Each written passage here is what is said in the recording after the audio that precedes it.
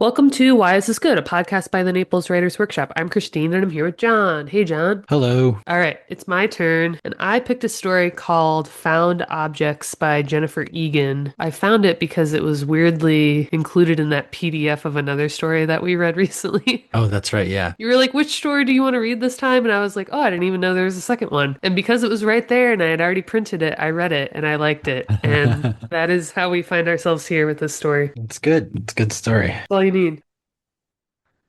Sasha sighed. She'd told Kaz the plumber story about a month ago, and he'd found a way to bring it up at almost every session since. The plumber was an old man sent by Sasha's landlord to investigate a leak in the apartment below hers. He'd appeared in Sasha's doorway, tufts of gray on his head, and within a minute, boom, he'd hit the floor and crawled under her bathtub like an animal, fumbling its way into a familiar hole. The fingers he'd groped towards the bolts behind the tub were grimed to cigar stubs, and reaching made his sweatshirt hike up, exposing a soft white back. Sasha turned away, stricken by the old man's abasement, anxious to leave for her temp job, except that the plumber was talking to her, asking about the length and frequency of her showers. I never use it, she told him curtly. I shower at the gym. He nodded without acknowledging her rudeness, apparently used to it. Sasha's nose began to prickle. She shut her eyes and pushed hard on both temples. Opening her eyes, she saw the plumber's tool belt lying on the floor at her feet. It had a beautiful screwdriver in it, the orange translucent handle gleaming like a lollipop in its worn leather loop, the silvery shaft sculpted, sparkling. Sasha felt herself contract around the object in a single yawn of appetite. She needed to hold the screwdriver just for a minute. She bent her knees and plucked it noiselessly from the belt. Not a bangle jangled. Her bony hands were spastic at most things, but she was good at this. Made for it, she often thought, in the first drifty moments after lifting something. And, once the screwdriver was in her hand, she felt instant relief from the pain of having an old, soft-backed man snuffling under her tub. And then something more than relief. A blessed indifference, as if the very idea of feeling pain over such a thing were baffling. And what about after he'd gone? Kaz had asked when Sasha told him the story. How did the screwdriver look to you then? There was a pause. Normal, she said. Really? Not special anymore? Like any screwdriver. Sasha had heard Kaz shift behind her and felt something happen in the room. The screwdriver, which she'd placed on the table, recently supplemented with a second table where she kept the things she'd lifted, and which she'd barely looked at since, seemed to hang in the air of Kaz's office. It floated between them, a symbol. And how did you feel, Kaz asked quietly, about having taken it from the plumber you pitied? How did she feel? How did she feel? There was a right answer, of course. At times, Sasha had to fight the urge to lie, simply as a way of depriving Kaz of it. Bad, she said. Okay, I felt bad. Shit, I'm bankrupting myself to pay for you. Obviously, I get that this isn't a great way to live. More than once, Kaz had tried to connect the plumber to Sasha's father, who had disappeared when she was 6. She was careful not to indulge this line of thinking. I don't remember him, she told Kaz. I have nothing to say. She did this for Kaz's protection and her own. They were writing a story of redemption, of fresh beginnings and second chances, but in that direction lay only sorrow.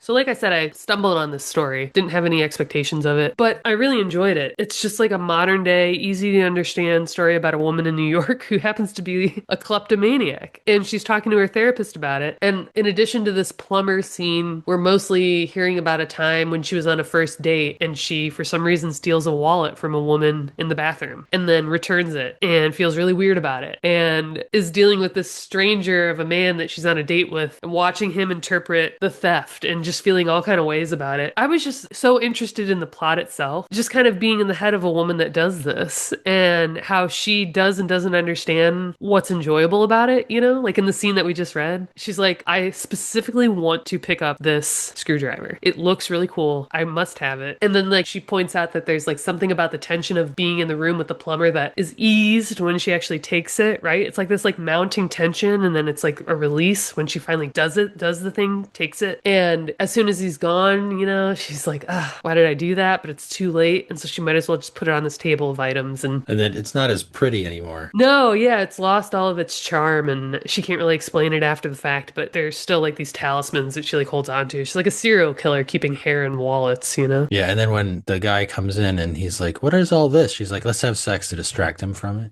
Yeah, and it it." works. He's like, all right. So that's a little tip for you, ladies. If your serial killer trophy case face is under Yeah, scrutiny. exactly. Just put out. Distract and attack. Yeah, so I was just kind of like along for the ride and then wasn't really sure how it was going to conclude, but I think it ends up being like this metaphor for a woman that like for some reason like wants something from other people, but she doesn't want those other people. She just wants to take something from everyone sort of. And by the end she kind of says that like there's a moment of silence between her and her therapist and she's like taking minutes from him. Like there's another minute that goes by and another minute and it's like this is his time and she's like somehow stealing that too and like weirdly like getting off on it but feeling guilty. It feels like the kind of person that like, pointing to her childhood trauma, maybe like she views relationships as transactional and because she's getting something out of it but at their expense, she doesn't know how to like relate to these people. I don't know. But I was just like along for the plot. And from a writer's perspective, I think what I like mostly like honed in on was just like how specific all of this was. We talk about that all the time, but I have a screwdriver like that. An orange one? Yeah, and it's this weird translucent, and it's my favorite one. So when I read that, I was like, "Oh yeah," and I know, and I know what it feels like in my hand, you know. And when she's describing at one point the table of items, it's like one of the things is like a yellow scarf. They're all these like inanimate objects, but they're specific, you know, and they're not just trash. They're people's like you can envision them being people's belongings. It says pens, binoculars, keys, the child's scarf. You know, these are things that people probably missed at some point or needed or felt for in their pockets and didn't have anymore. And then like the specificity of being on this first date and her like going to the bathroom and like seeing a wallet, like all of it, like these are like exciting plots because they are so specific, you know? It's like, oh man, if you were going to tell your friend this story, all of these details would matter. Well, I saw the wallet laying there, so I just grabbed it. And then when I went back out, the woman freaked out and then my date said, call the cops. And I was like, oh shit. Like this is very specific. It really matters like how one piece of the story progresses to the next and then like how her anxiety mounts and how her guilt mounts and how she ultimately decides to return it. And I just thought this was like expert storytelling on the plot level, but probably because of all of these like details. It's interesting because I was reading it and I was reacting more to it as a study of character. I wouldn't call it a character sketch. It has too much movement for that. Sure. But I was like, this is like an exploration of the character. Like she's just an interesting character and we get to like Yes. exist as her for a little while as we're reading it, you know, because we're in her thoughts and like it follows her train of thoughts very much, you know, like with her therapist kind of breaking in here and there and stuff. And like she reflects on various previous things. And like the scene you read is basically a flashback. It's like, oh, I remember the time with he's always bringing up the plumber. Let me think about that plumber. That was a nice theft. That was a good object. And then back to the therapist. And so we're just in her head. So we get to like experience this kind of these feelings and this way of being in the world through her. So that was my kind of experience of the story, less so than the specific moves, the specific plot of it. I'm not saying the plot's not there. It's just that's not what if you had asked me afterwards, I'd be like, yeah, it's mostly about character, which is an interesting thing, right? Because we make that distinction between plot and character, but they're tied up. They're just a knot. You can't always separate that. Right. You're talking about like being in this character's head and how, this is exciting because she's kleptomaniac. So we get to see what it feels like to steal and to be compelled to do it. And like the closest I could think of another story where we've gotten into the head of a character that has this like compulsion that like they can't really do much about was maybe that like the lie story that like Boyle,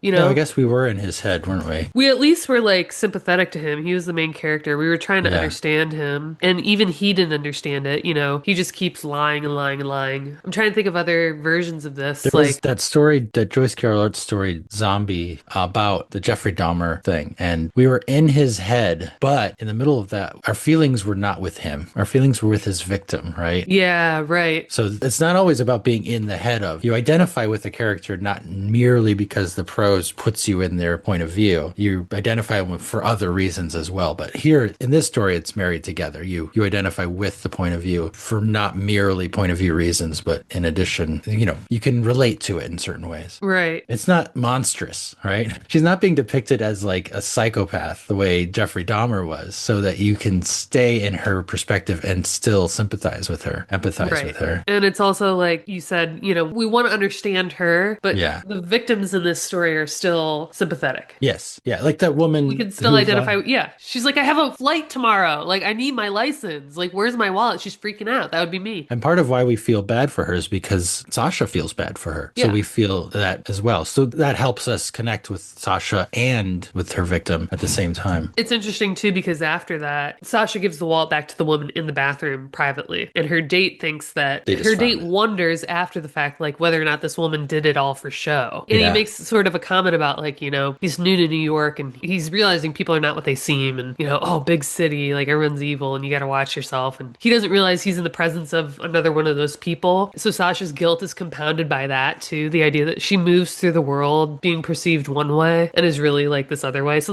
that's sympathetic to, that's something that like everyone can relate to whether or not they're stealing stuff from other people. It's like, Yeah. he thinks I'm a better person than I am. Yeah. Yeah. Not everyone is putting it, or everyone is not putting everything out there, right? We're Right. hiding some things, Yeah. internal thoughts. This kind of jumps to like my takeaway. And I wouldn't necessarily like say that this is something you should do, but in this story, like the therapist is a device, right? If Sasha were not going to therapy, we wouldn't have scenes like the one I read where she's being really introspective and honest with a stranger. We might just see her move through the world trying to understand this about herself versus fix it. Or like I said, have another character in the story with whom to be direct with. Sometimes like if you're just in a character's head, they might be an unreliable narrator, right? Where you can't really trust their interpretation of their own actions or their own beliefs or intentions. And the therapist helps move this story along for that reason. I don't love it because I think it's like stereotypical enough that like you see it in The Sopranos. That's literally the entire like reason why you get a show like The Sopranos where Tony is sympathetic because he's being Because he's honest with sharing, someone. yeah. He's sharing and he's Or being vulnerable and he wants to change. vulnerable, not totally honest, because, No, he could be, she would have to report a crime, right? right. Like that. I mean, that's the entire, it ends up getting like that, right? Like, how Yeah. long can you see a mobster before you're like, oh shit, I am in danger? But we see this all the time, like devices where, like, a therapist is one of them. I was trying to think of other examples before we hit record, and I was like, I need to, like, think about it for, like, 2 more seconds. But I don't know. In a way, it's like almost like the maid and butler type speech. It's like, this is for the reader's benefit. It's not necessary to the plot that she be seeking therapy, but it does help us understand the story on a different level when there's like a foil like that. Yeah. Well, you called it's a device because it's necessary in that the character needs some way to self-analyze or to be forced to self-analyze. And that therapist is a way to do that. Just the same way that she needs victims, like they're devices. Like she needs a plumber so that we can see her steal that thing. She Yeah. needs the visitor from out of town to leave her purse by the thing so we can see her do that. They're all devices in that way, but because getting into her head more fully Yeah. requires that self-reflection, we need to have a therapist or something like it, or just an extremely self-reflective character, right? Right. Like we read a story like Spring and Fialta, the Nabokov story, and he's just writing things down. He's like, because the whole reason that story exists is him trying to figure out Yeah. whatever her name is. He's trying to figure her out, so he has that reflection built into like the way he's writing. But in a story like this, because she doesn't really she doesn't want to think about it. She has to be forced into it by some exterior thing. Right. It's like a shortcut in the way that when you read a story about war and they say like it was World War II and like the reader just fills in the blanks. It's like we've read enough and we know enough about World War II. Or like you introduce like a vampire and until you differentiate your fantasy world from others, we can assume that they're pale and they drink blood, Like it feels like a shortcut in that way. I'll think of something else where it's like just like an obvious sort of like device. But yeah, I was pleasantly surprised that knowing that and feeling that way about therapy in stories, I was still interested in their dynamic. It still felt as much a part of the story plot wise as it did like a device. Like I understood what its effect was, but I also liked how by the end, like I said, it ends with like the fact that like she's stealing his time, like 1 minute and another minute. Like she feels this way about everyone, and I felt like that was a way to sort of elevate it. Just like in The Sopranos when the therapist like becomes part of the plot, like at some point she is in danger. And it's like, okay, you're less of a device at this point. You're more like material to the story. Yeah, that's an excellent point because a story that needs a device in order to explore something, the device needs to be fully rendered. It needs to become part of the story. Yeah. And so you make him a character, a real character, and you make her interact with him as if they're real and not merely a device. He shouldn't show up as a mirror. Like you could use a mirror for that. He needs to be a person. And that's where that elevation comes from. I feel stupid not being able to come up with other examples of this kind of like device. I mean, a pilot could be a device like this. A what? A pilot? A pilot or a train conductor or something, like what was that story we read where the carriage that would take the Oh yeah, kid this off to this the the bus. This yeah, the omnibus. yeah, yeah, yeah. Yeah, The the conductor's like drivers. yeah, hand holding. Yeah, they were like famous writers, but what were they? They were his entry into that other world. Yeah, it's like how in Harry Potter, they're like, "You're a wizard, Harry, and I'm Hagrid, and I'm going to take you to the Wizarding World, and I'm going to explain Yeah. everything about this world to you. And it's material to the story. Harry needs to be told, but also it's entirely for the benefit of the reader." Yes, yes. So that is a classic one, the mentor figure. It's like Yes. the reader needs to know something, and you set it up so the character also needs to know. So it doesn't feel like Maid and Butler dialogue when it's explained to us. It's like the Jedi Master. What's his name? Yoda? Yoda, yeah. Or the other guy. It's like, this is how you use the Force. And you're like, oh, I'm learning. But also, I need to be taught this as the character. Yeah, like the Obi-Wan, that's he does that in the early part. Yeah. But he's also a character in his own Yeah, right. exactly. He's also like on the journey. It's like Gandalf and Bilbo. That's It's right. like, you got to go do this thing, and I'm going to explain it to you so that the reader knows what the hell we're talking about. But yeah, I think it gets pulled off here. Yeah, I guess the therapist is a mentor in a certain way. Yeah, She's being introduced to herself as the world, right? The same way we are. right. It's just like the problem is like she might be a mentor in the larger sense, but she's stereotypical in the sense that in the real world we all have one these Yeah, days. We don't all have a Gandalf. We don't all have a wizard that's right. showing us how to do shit. But like most of us like talk to a professional. So it's like less exciting that way. It feels like easy or like sort of like a cop out. I had a real experience with this kind of character. When my girls were very little, they're still babies, like not yet crawling. So they're infants, basically. And I was driving across Florida and I got a flat tire and had to be towed from like the middle of Alligator Alley all the way Oh back God. to a place in Bonita. And so I'm riding in the tow truck with this guy and like the road noise, he had this like weird voice that I could barely hear in an accent. So it's really hard to listen to him. It was a normal conversation, but in the middle we started talking about our kids because his kids were older, like high school age, and my kids were infants. And we're talking about these kids. And he offered like piece of advice I still reference to this day, right? About how your kids, when they're younger, it takes more time and less worry. But as they grow up, it's more worry and less time. I was like, that is sage, right? But he's just this guy, right? But if I would write that story, he would be functioning as like a mentor figure, right? Even though he's Yeah. just a tow truck driver, he doesn't come in as Gandalf. He comes in as just a random character. So that's like the kind of thing you can find those kind of moments in all kinds of different places. Right. And for him to become a Gandalf or like material to the story, you would have to find out that he's also your neighbor and you see him every day. Yes, I see him every Instead of like day. this one-off interaction. And I mentioned my ring, and he's like, you need to get rid of that thing. Yeah, this is it's controlling you, John. That's right. I don't like who you are when you wear it. Yeah, that's a really good example. In a lot of cases, if had I encountered that piece of advice or that anecdote in your story, I would be like, this is like really, That's contrived. yeah, it's just kind of like, all right, sure. But it really happened. But it really happened. And it's interesting to think about examples like that. Yeah, so I think this is like achieved. And like I said, I didn't mind knowing that it felt like a device until the very end, that it was being used that way because I was just along for the ride. I think Jennifer Egan pulls this off. Yeah. It's interesting. We get to see the character in a couple different scenes. There's like several moving parts. It's a pretty short story, 14 pages. I mean, like maybe longer than like some of the stuff we see at a workshop, but like, I don't know, I felt like a lot was crammed into it. And like you said, you maybe read it like as a character study, sort of. It's a type of sketch almost, right? We're just like getting in her head a little bit. Yeah, I wouldn't say it's quite a sketch, but it's in the world. But yeah, I mean, Yeah. it's New Yorker story, so like it's about a character at bottom. They can't do too much plot.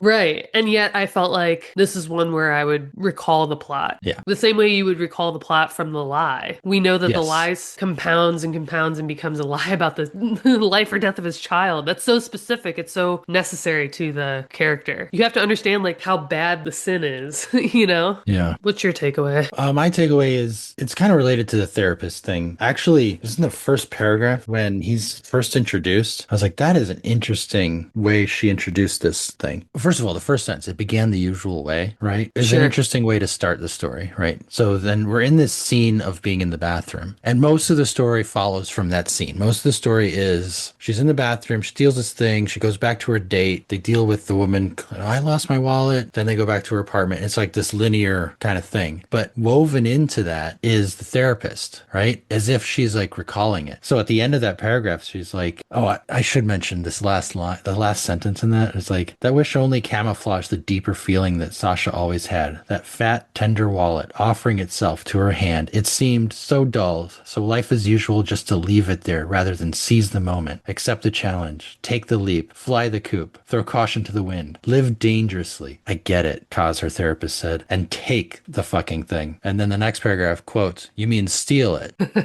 Like that's how the therapist is introduced, right? And I loved that. So throughout that whole first section, we're going back and forth between the scene as if she's relating it to him and they're talking about it. So the time is uncertain. Like, when did this happen? Like, she's obviously talking to him about it, reflecting it, but it suddenly becomes the scene with the therapist. Right. And then later, it just shifts back to being the scene in the restaurant with the date again. There's no breaks. Just the prose just naturally drops us back into it. And it's not a flashback. It's like a flash forward because Right. the main scene is still the restaurant. I just thought that was really cool. I feel like it was like two simultaneous scenes because one, the topic of one of the scenes is the other scene. You get both scenes at the exact same time. So I Right. thought that was really cool. And even the plumber scene is dropped into that. That's a literal flashback within those two scenes, right? So we're Right. flashing forward and backward and all over the place. And after that, there's just a normal section break. And then later there's a hiatus where we skip a little bit of time, but we're still in the same scene. And it kind of progresses from there. But the therapist keeps coming back in various ways. Like after they're in the apartment, when her date finds all the tables with all the